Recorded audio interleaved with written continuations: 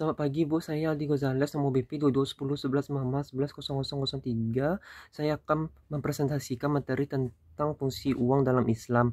Pengertian uang dalam Islam. Amanah. Uang adalah amanah dari Allah dan harus digunakan dengan cara yang baik. Yang kedua, syarat sahnya uang. Uang harus diperoleh secara halal dan sah untuk bisa digunakan dalam Islam. Yang ketiga, fungsi uang. Uang digunakan sebagai alat tukar, satuan hitung, dan juga sebagai nilai simpanan. Peran uang dalam kehidupan. Yang pertama, berkontribusi pada kemajuan ekonomi. Dalam hal ini, sebagai alat memfasilitasi perdagangan dan kemajuan ekonomi suatu negara. Yang kedua, membantu kebaikan sosial, di mana uang bisa membantu keberlangsungan konstitusi, keagamaan, dan kegiatan sosial seperti pembiayaan, pelatihan, dan bantuan untuk kaum miskin. Yang ketiga, membiayai pendidikan. Uang membantu mengembangkan sistem pendidikan yang lebih baik dari memungkinkan orang untuk mengakses pendidikan yang berkualitas. Prinsip-prinsip penggunaan uang dalam Islam. Yang pertama, bersedekah dan berinfak. Saling memberi dan menerima adalah bagian penting dari penggunaan uang dalam Islam. Yang kedua, bertanggung jawab sosial. Uang harus digunakan untuk memperbaiki masalah sosial dan membantu orang yang membutuhkan. Yang ketiga, manajemen waktu. Waktu adalah uang. Oleh karena itu, harus dikelola secara bijak agar tidak terbuang sia-sia.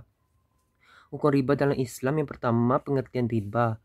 Riba adalah pengambilan keuntungan yang tidak adil dari pihak yang memerlukan. Hal ini secara tegas dilarang dalam Islam. Yang kedua, jenis riba. Riba ada dua jenis.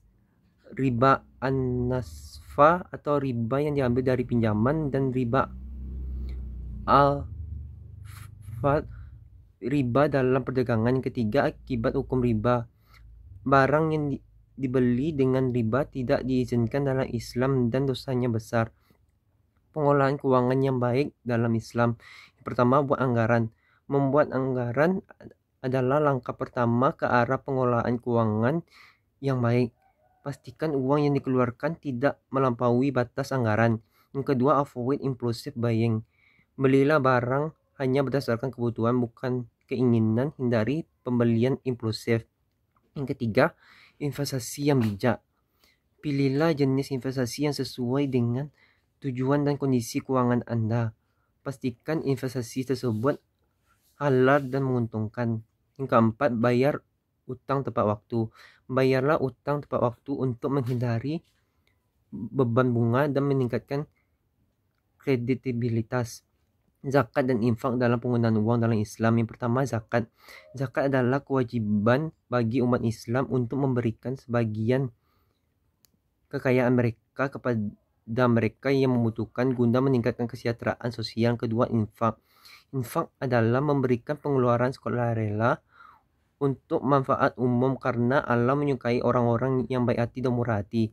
Yang ketiga, cara lain menggunakan uang. Uang sebaiknya digunakan membiayai hal-hal yang bermanfaat seperti memberikan makanan kepada keluarga miskin dan membantu orang lain dalam keadaan sulit.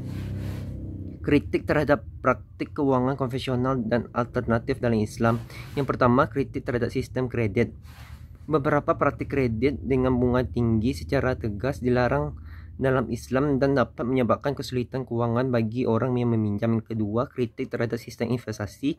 Beberapa instrumen investasi mungkin tidak halal atau berisiko tinggi sehingga menimbulkan kekhawatiran bagi umat Islam. Yang ketiga, alternatif keuangan Islam. Beberapa alternatif keuangan syariah seperti lembaga pengembangan masyarakat dan perbankan syariah memiliki potensi untuk mempromosikan keadilan dan membantu pencapaian tujuan sosial. Sekian, terima kasih.